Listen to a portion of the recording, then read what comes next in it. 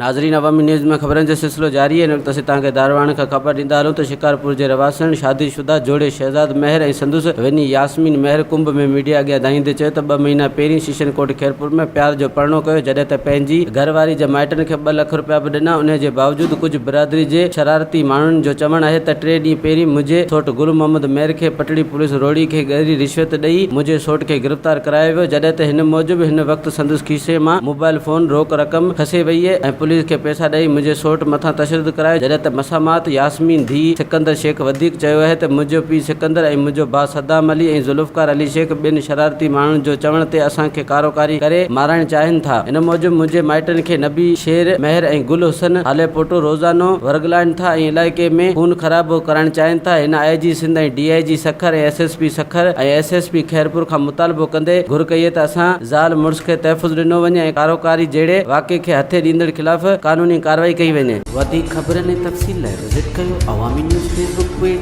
YouTube page ऐं अवामी news website.